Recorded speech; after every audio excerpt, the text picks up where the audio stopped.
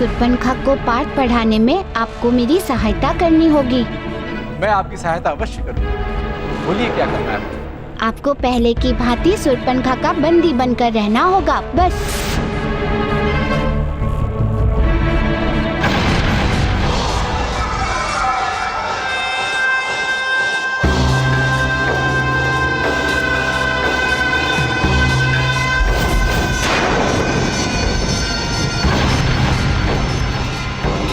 ओह, तो वो तुम हो जिसे बचाने का पाप ये ऋषि कर रहा था।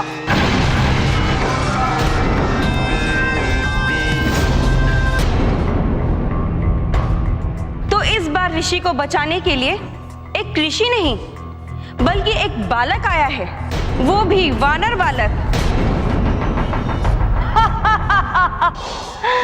चलो कोई बात नहीं, इस बार मैं एक बालक को आहार बनाकर ही संतुष्ट हो जाऊंगी। शूर्पणखा, आहार की बात बाद में करना, पहले विचार की बात सुन लो। इन ऋषियों को जो तुम बंदी बनाकर कष्ट पहुंचा रही हो वो पाप है, अधर्म है। इस पाप का कोई प्रायश्चित नहीं है इस संसार में। इसलिए तुम्हारा हित इसी में है कि तुम अधर्म का मार्ग त्याग दो। वानर बालक, तुम क्या सोच रहे हो? तुम प्रवचन देकर, मुझे उपदेश देकर अपने जीवन की रक्षा कर लोगे? तो त्याग दो अपने ये विचार और आ जाओ मेरी शरण में। शूर्पणखा, तुम मुझे गलत समझ रही हो। मैं तुम्हें उपदेश नहीं दे रहा हूँ और ना ही मैं तुमसे भयभीत हूँ कि अपने जीवन की रक्षा के लिए तुम्हारे विचार परिवर्तन करूँ। मैं जो कह रहा हूँ वो सत्य कह रहा हूँ और धर्म संगत बात ही कह रहा हूँ। इन ऋषियों को तुम्हारे द्वारा जितना ही कष्ट पहुँचेगा, तुम्हें उससे कहीं अधिक कष्ट भोगना पड़ेगा।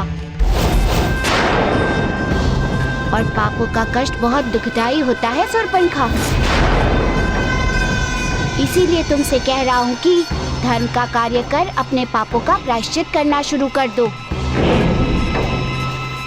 यदि तुम सच्चे मन से अपने पापों का प्रायश्चित करोगी तो निश्चित जानो तुम अपने पापों से मुक्त हो जाओगी। वानर बालक, तुम्हारी बातें लोक लुभावन तो अवश्य है, परंतु उसका प्रभाव इस शूर्पणखा पर नहीं पड़ने वाला। मेरा धर्म और धर्मियों का नाश है, इसके अतिरिक्त और कुछ भी नहीं। शूर्पणखा, इसमें दोष तुम्हारा नहीं है, दोष है तुम्हारे वंश का, तुम्हारे कुल का। कदाचार पर चलने वालों का वंश भी तो कदाचार ही होगा। वानर बालक, इसके आगे एक शब्द भी मत बोलना। यदि तुम्हारे सदाचार में इतनी शक्ति होती तो ये ऋषि मेरे वश में नहीं होता और मेरे हाथों अपने वध की प्रतीक्षा ना कर रहा होता। अब देख कि तेरे सामने इस ऋषि का वध करके मैं कैसे सुख को प्राप्त करूंगी। मेरे इतना समझाने के बाद भी? जब बातें इतनी निरर्थक हो तो समझने की भूल नहीं करनी चाहिए।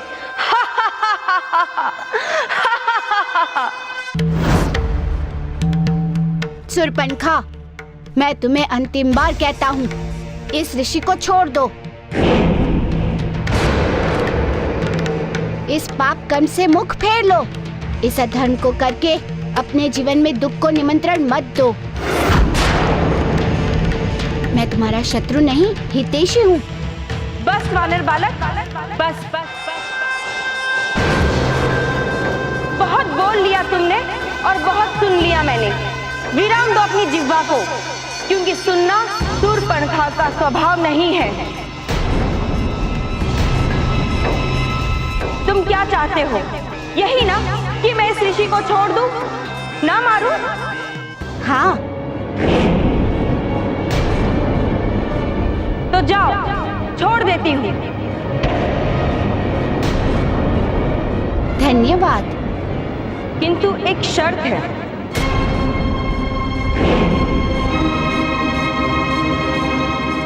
कैसी शर्त? इसके बदले तुम्हें मेरे साथ चलना होगा।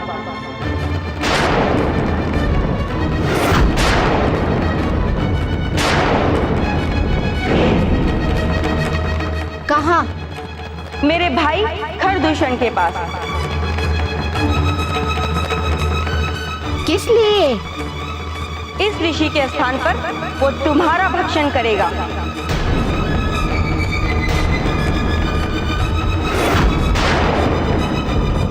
नहीं, तुम इस बालक को कुछ नहीं करोगी। मुझे ले चलो, मुझे मार दो। वैसे भी अब मैं जीवित रहकर क्या करूंगा? तब जब और साधना तो तुम अब करने नहीं दोगी, तो इससे अच्छा है कि चुप करो ऋषि, वार्तालाप हम इससे कर रहे हैं। तो बोलो वानर बालक, क्या सोच रहे हो? क्या हुआ? मौन क्यों हो? तुम धर्म की रक्षा करना चाहते थे ना, तो इससे सुंदर अवसर तुम्हारे जीवन में कभी नहीं आएगा। दो नेक काम करोगे, केवल अपना एक जीवन खोकर। ऋषि रक्षा भी और धर्म रक्षा भी। बोलो, चलोगे या? हाँ, मैं चलूंगा।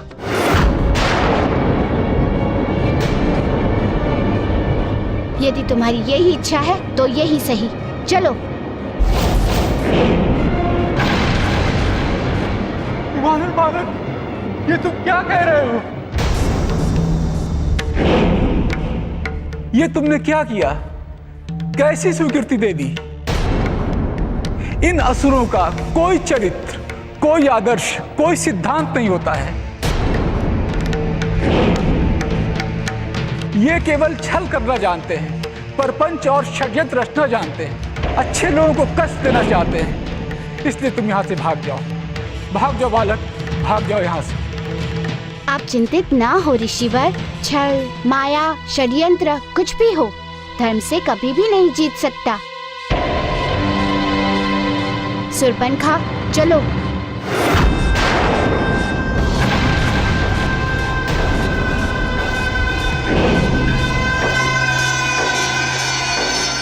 वानर बालक, मेरी ओर से तुम मेरे भाइयों खर और दूषण के लिए एक उपहार बनोगे।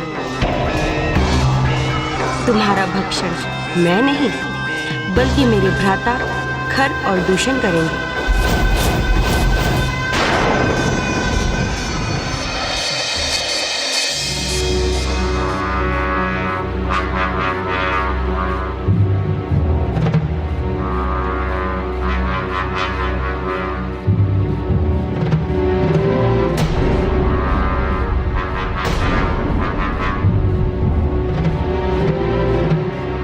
ये सब क्या है? किसके कंकाल है ये सब?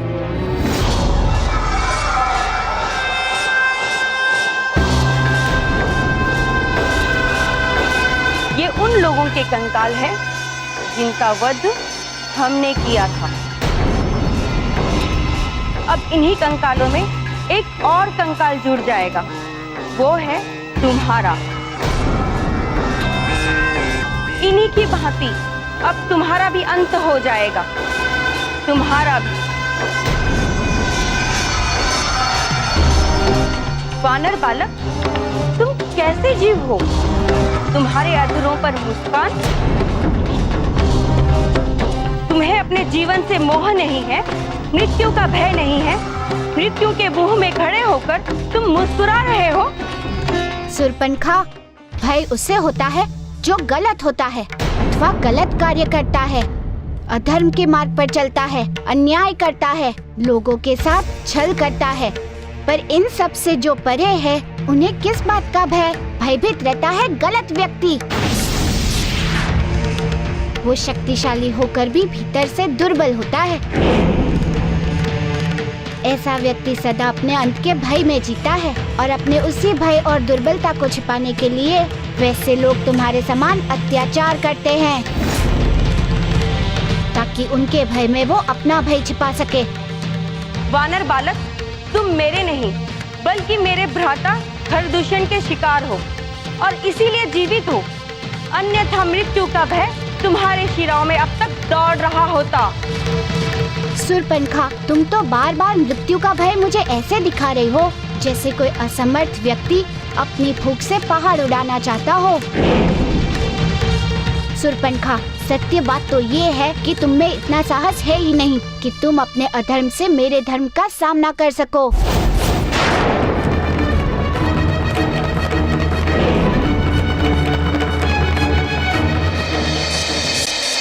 सुरपनखा, अधर्म के जीवन में शांति नहीं, अशांति ही है। क्रोध है, वही क्रोध जो इस समय लावा बनकर तुम्हारे शरीर में बह रहा है। क्रोध प्राणी का सबसे बड़ा शत्रु होता है। वो उसी को मारता है जो उसका स्वामी होता है।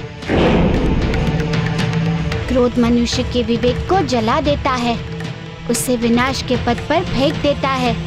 और धर्म तो इससे विपरीत है। धर्म में चिर शांति है, सौम्यता है। धर्म सुख शांति का वाहक है। तुम यदि धर्म का पालन करोगी तो धर्म तुम्हारे जीवन में सुख और शांति लेकर आएगा, पापों का नाश करेगा। इसलिए धर्म का अनुसरण करना प्रारंभ करो। वानर बालक, बंद करो अपना प्रवचन। यदि एक शब्द भी बोले तो अपने इस खड्ग से मैं अभी तुम्हारा अंत कर दूंगी। सुरपनखा, मुझे चिंता अपने अंत की नहीं है, मुझे चिंता है तुम्हारे अंत की। कि तुम्हारा अंत इतना कष्टदायी होने वाला है। तुम जानती हो सुरपनखा, तुम जो पाप कर रही हो ना, तुम्हारे इस पाप में तुम्हारा कोई भी संबंधी भागीदार नहीं होगा, चाहे तुम्हारा प्रिय भाई, घर और दूषण क्यों ना हो। जिनके भोजन के लिए तुम मेरा वध करने के लिए तैयार हो। पाप की अग्नि में प्राणी को अकेले ही जलना होता है सुरपनखा। वानर बालक, तू सीमा पार कर गया है, मेरे सहन की सीमा और अपने दुस्साहस की सीमा भी। अब तो मुझे तभी चैन आएगा जब मैं तुम्हारी हत्या कर दूंगी। किंतु उस पवित्र काम में अभी तनिक विलंब है, क्योंकि मुझे अपने भाइयों के स्वागत के लिए जाना है। आने के बाद मैं तुम्हारा स्वागत करूंगी, वो भी अपने इस खड्ग से।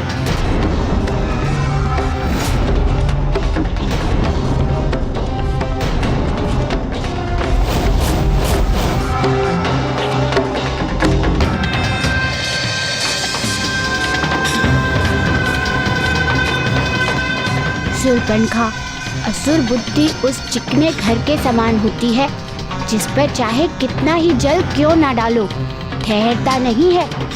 वही स्थिति तुम्हारी है, इसीलिए तुम्हें धर्म की बातें समझ नहीं आ रही।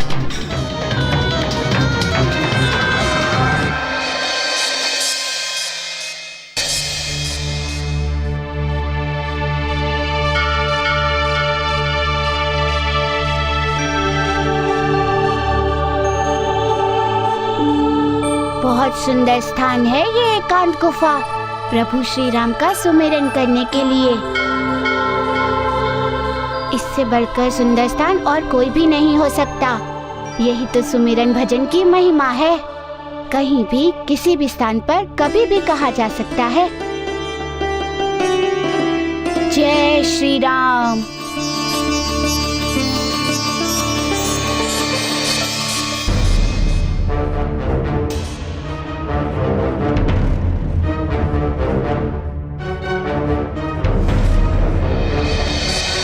जय राम जय राम जय श्री राम, जय राम जय राम जय श्री राम, जय राम जय राम जय श्री राम, जय राम जय राम जय श्री राम, जय राम श्री राम जय राम, श्री राम जय राम जय जय राम, श्री राम जय राम जय जय राम, श्री राम।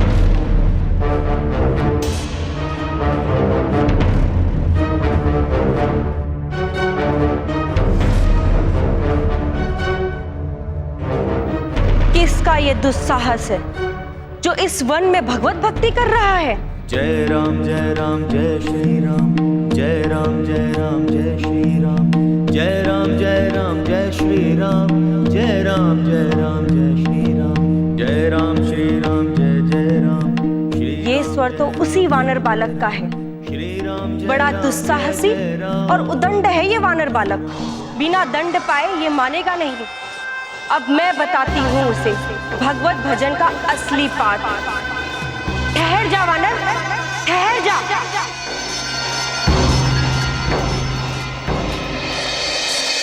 जय राम जय श्री राम, जय राम जय श्री राम, जय राम जय श्री राम, जय राम श्री राम, जय राम श्री राम जय राम,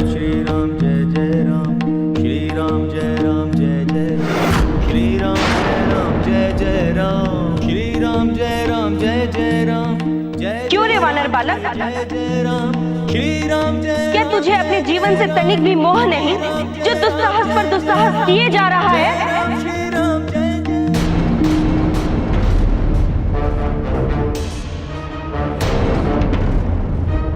क्या किया है मैंने जो आप क्रोधित हो रही हैं?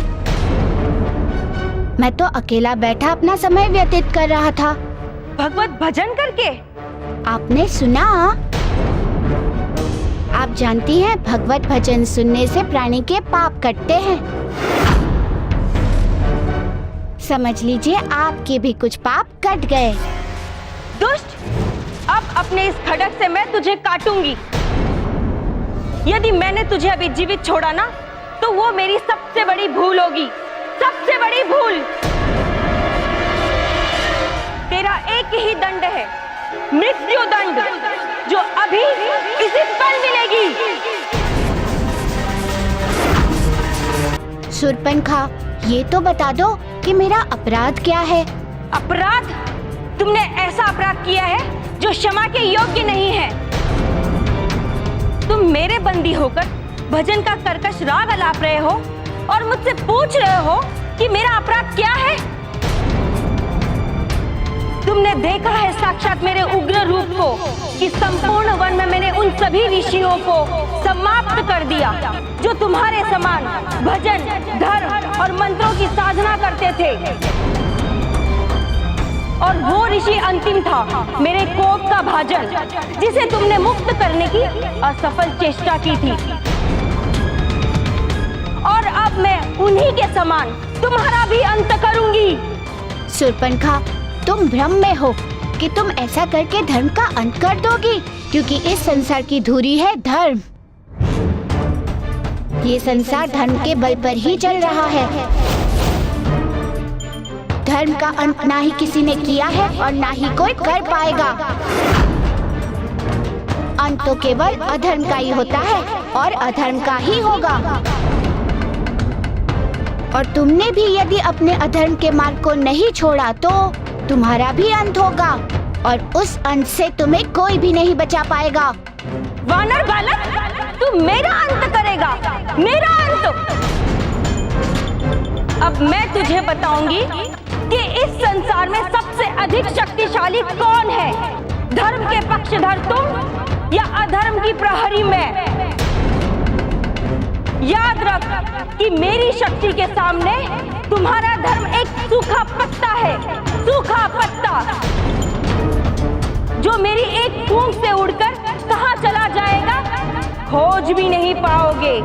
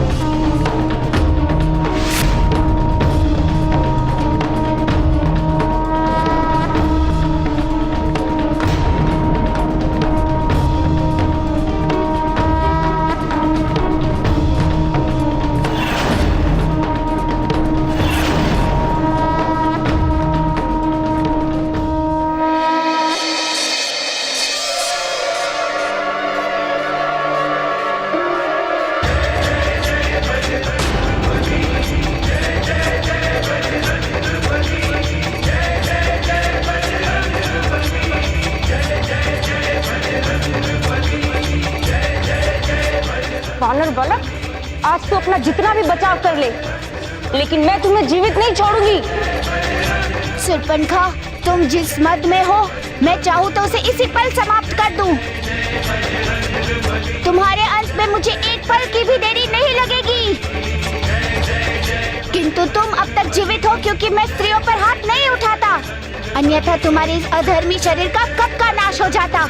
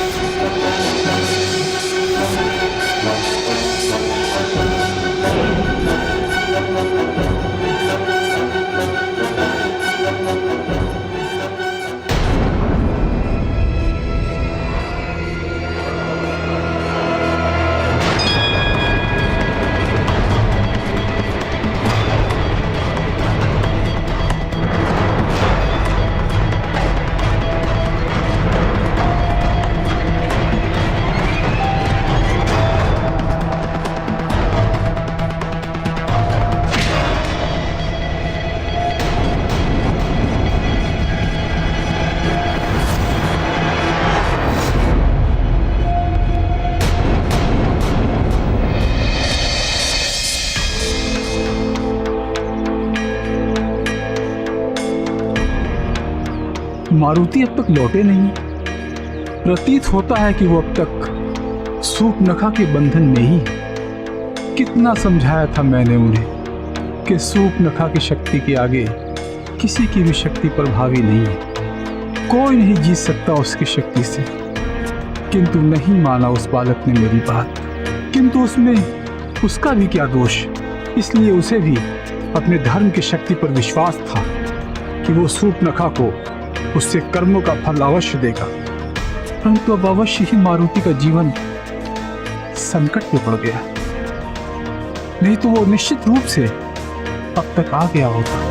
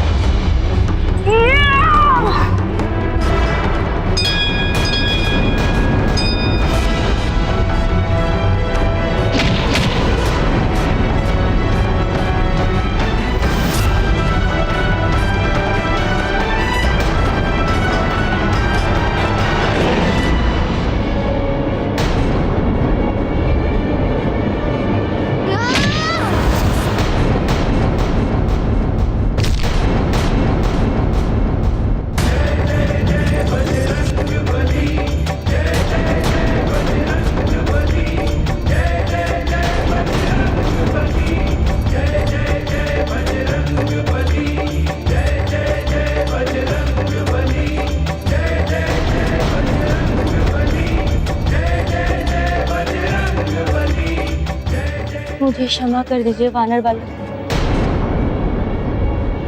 अब मैं समझ गई हूँ कि धर्म की शक्ति के सामने कोई नहीं जीत सकता।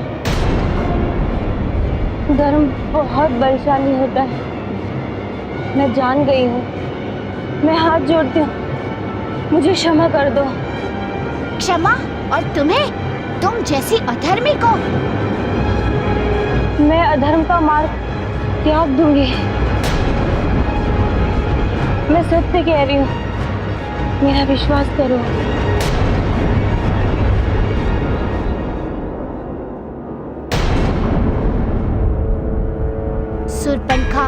मेरा उद्देश्य तुम्हारा अंत करना तो कभी था भी नहीं। मैं तो केवल तुम्हें धर्म की शक्ति का दर्शन करवाना चाहता था। ये बताना चाहता था कि धर्म के सामने कोई भी शक्ति टिक नहीं सकती, और मेरा ये उद्देश्य पूर्ण हो गया। तथा दूसरी महत्वपूर्ण बात कि मैं तो वैसे भी तुम्हारा अंत नहीं करता, क्योंकि यदि तुम्हारा अंत हो जाएगा तो रावण के अंत में तुम अपना योगदान कैसे दे पाओगी? आने वाले समय में रावण के अंत में तुम्हारा ही योगदान तो महत्वपूर्ण होने वाला है। शूर्पणखा, मैंने पहले ही कहा था कि मैं स्त्रियों पर हाथ नहीं उठाता, इसीलिए मेरे हाथों तुम्हारी हत्या तो कदापि नहीं होगी, और तुम्हारे बचने का कारण भी यही है। किंतु मेरी चेतावनी ध्यान से सुन लो। इस वन को छोड़कर शीघ्र यहाँ से चली जाओ, और फिर यहाँ आने का साहस मत करना।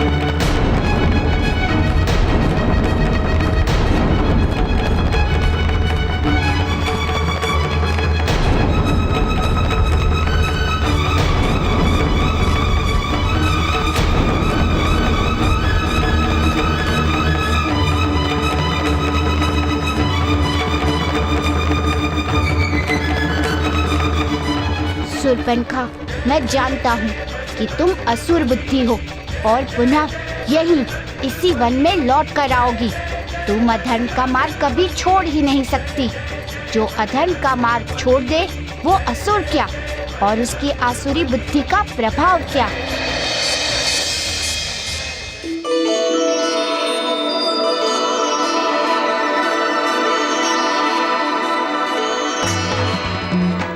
ये क्या? मेरे बंधन तो स्वतः ही खुल गए। लेकिन ऐसा तभी संभव है जब या तो शूर्पणखा पराजित हो जाए या उसकी शक्तियां समाप्त हो जाए।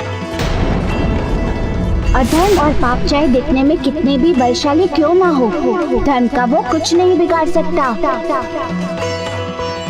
तात्कालीन वो क्षति अवश्य पहुंचा सकता है, किंतु स्थायी तौर पर विजय धर्म और धन के मार्ग पर चलने वाले की ही होती है। मारुति ने सत्य कहा कि धर्म की शक्ति के सामने अधर्म की शक्ति कभी टिक नहीं सकती। मारुति की धर्म की शक्ति ने शूर्पणखा के अधर्म की शक्ति को पराजित कर दिया। लेकिन वो है कहाँ? अभी तक आया क्यों नहीं? ऋषिवर,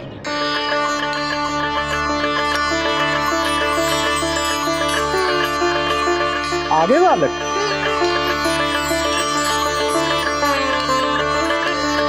सब कुशल मंगल है?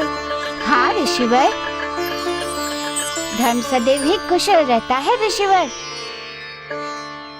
थोड़े समय के लिए ग्रहण योग में तो अवश्य आ जाता है, किंतु अंतिम पराजय अधर्म की ही होती है, जिसका प्रमाण आपके सामने है। इसका प्रमाण सिर्फ मेरे सामने ही नहीं, तुमने संपूर्ण संसार के सामने ये उदाहरण प्रस्तुत किया है। यदि धर्म के प्रति तुम्हारे समान विश्वास सारे संसार को हो जाए, तो सारे संसार में अधर्म का नाश हो जाए, उसका अंत हो जाए, और चारों ओर धर्म ध्वज ही लहराएगा।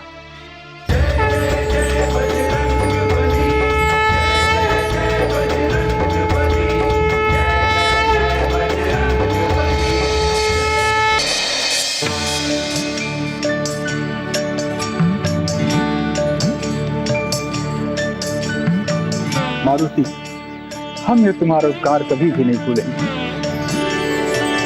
बहुत बहुत धन्यवाद तुम्हारा, क्योंकि तुम्हारे आने के कारण अब इस आश्रम में फिर से यज्ञ हवन और धार्मिक अनुष्ठान हो सके। ऋषिवर, मैंने तो केवल अपने धर्म का पालन किया है, तथा अब आप अपने धर्म कार्य में ध्यान लगाएं तथा मुझे आज्ञा दें।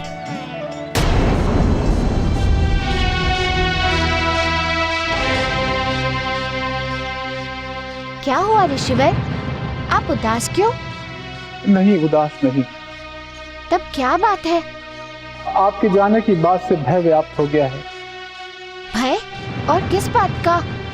असुरों के विघ्न का भय। तुम्हारे जाने के बाद वो फिर आएंगे और हमारे यज्ञ हवन में विघ्न डालेंगे। और हमारी साधना को बाधित करेंगे। नहीं ऋषिवर, अब कोई भी असुर आपके धार्मिक अनुष्ठान में विघ्न डालने नहीं आएगा, क्योंकि शूर्पणखा जा चुकी है और अब दोबारा इस ओर आने का साहस भी नहीं करेगी। मारुति, एक शूर्पणखा को जाने से क्या होगा? शेष असुर तो हैं। रावण के कारण सारे असुर बहुत ही शक्तिशाली और दुस्साहसी हो गए। वे अधर्म की स्थापना के लिए दिवस रात्रि एक कर चुके। कोई कितना भी दिवस रात्रि एक क्यों ना कर ले ऋषिवर, अधर्म की स्थापना ना कभी हुई है और ना कभी होगी। धर्म अमर है और अमर ही रहेगा।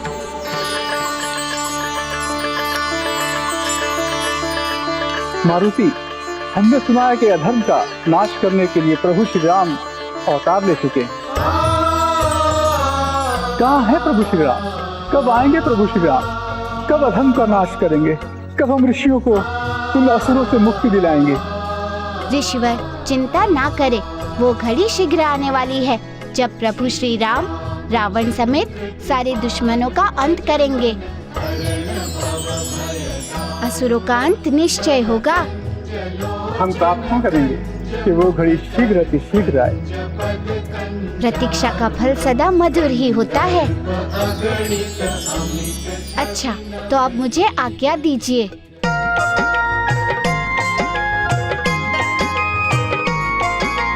नाम हनुमान बलवान बाल भगवान, महिमा अनंत जाको सृष्टि गुण गायो है। महाशक्ति दिव्य शक्ति ऐसो महावीर शक्ति, देखी देखी वैरिणी को अंतर कपायो है। अंजनी को लाल लाल लाल गाल, क्रोधवंत को न समझ पावे भ्रुकुटी चढ़ायो है। बाल हनुमान महाकाल भगवान धाय, वैरिणी के अंत है तू गदा को उठायो है। वैरिणी के अंत है तू गदा को उठायो है। वैरिणी के अंत है तू गदा